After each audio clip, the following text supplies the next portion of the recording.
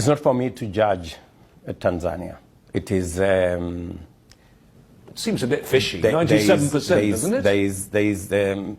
Well, in a democracy, for example, in Kenya, you can never get 96%. So it's not a democracy anymore then? Welcoming you back to Sam TV. On this episode, we are going to discuss serious matters concerning leadership in East Africa, and specifically the entire East Africa, because it looks like ile ugonjwa ambayo iko Kenya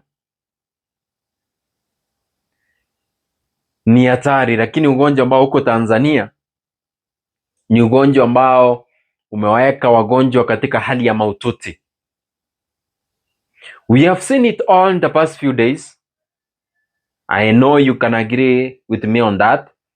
We have seen how inhuman Samia Suluhu is. Seen things that we didn't expect to see.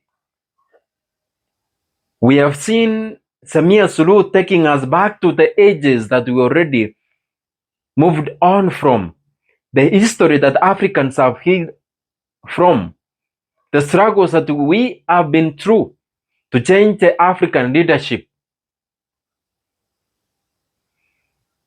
Now, that's not what brought me here today. Today, I'm here to talk about Uganda. Before I get to Uganda, I want to remind you of few Kenyans who are missing for the past 38 days.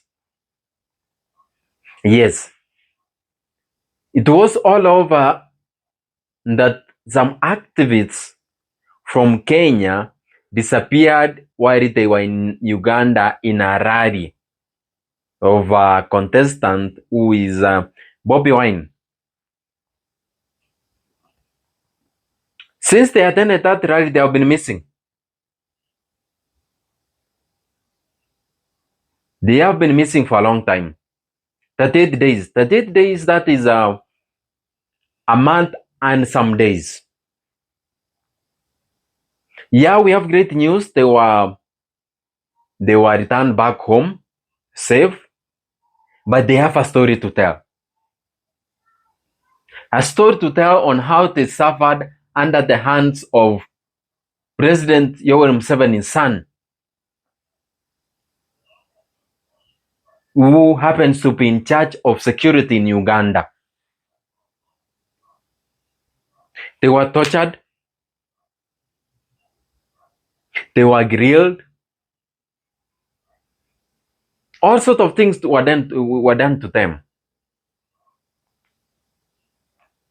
And I don't know why still these three countries are sharing the same common thing. Kenya, we had abductions after the Maandamano. You remember very well. People went missing. Others were killed. Others were tortured. It happened in Tanzania. Boniface Mwangi being one of them. He went missing. He underwent through torture. Akarejesha akiwa na maumivu zaidi. He couldn't even... I don't want to talk about it.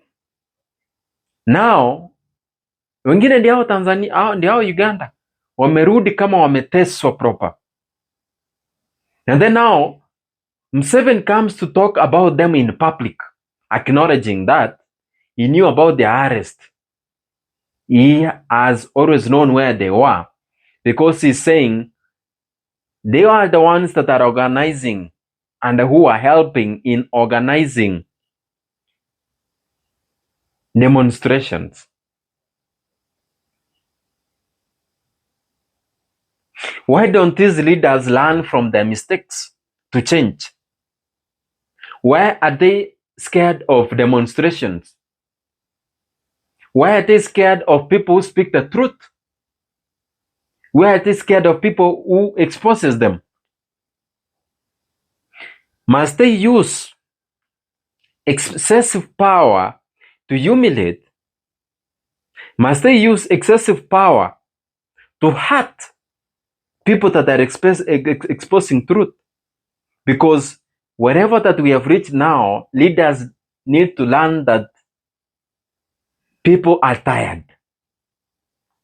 The young people share information as fast as they can using the social media platforms.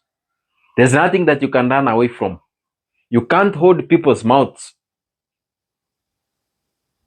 A good example is that lady in Tanzania who has been exposing the government. She is in the US. She has been exposing the corruption, the theft, the inhuman things that Samia Suluhu has been doing. And the funny part is, she has even exposed the plans that Samia Suluhu has. For example, hiring the Mexican to go and finish her. Already the FBI had informed her. So why are the leaders so scared of people knowing the truth? It means they're not doing the good things. Ni jukumu langu. It is your responsibility, my responsibility, to ensure that the leaders that we're going to vote for in the elections are leaders that put people's minds at heart, that put people's lives at hand, that put people's complaints ahead of their plans. And this is the only way to survive in politics for the leaders that are planning for any oncoming elections.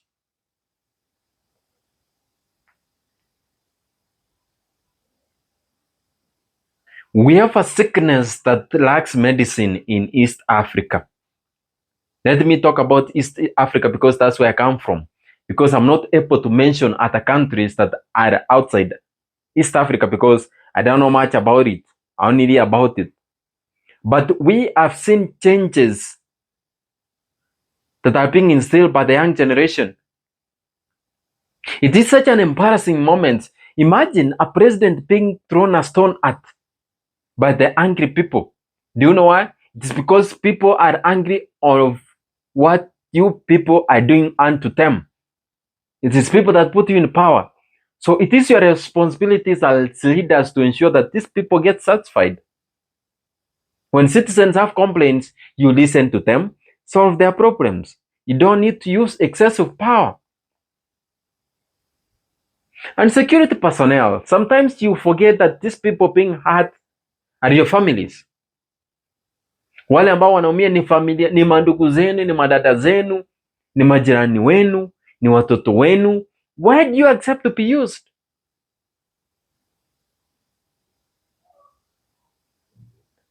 We need to change East Africa. We need to change our countries. We need to change our leaders and the young people. If we don't do it now, we are going to stay stagnant. We are going to be jobless for the coming years. If we don't change it now, the situation is going to be worse. It's time that we need to stand still and ensure that leadership changes across the board. It's time that the police force need to understand and stand still and know that it is people's rights. If you are not a police officer, wewe pia ungekuwa unaumia. So you need to stand and stop being used. Stop killing young people. Stop killing people because they are fighting for our own rights. It's so painful.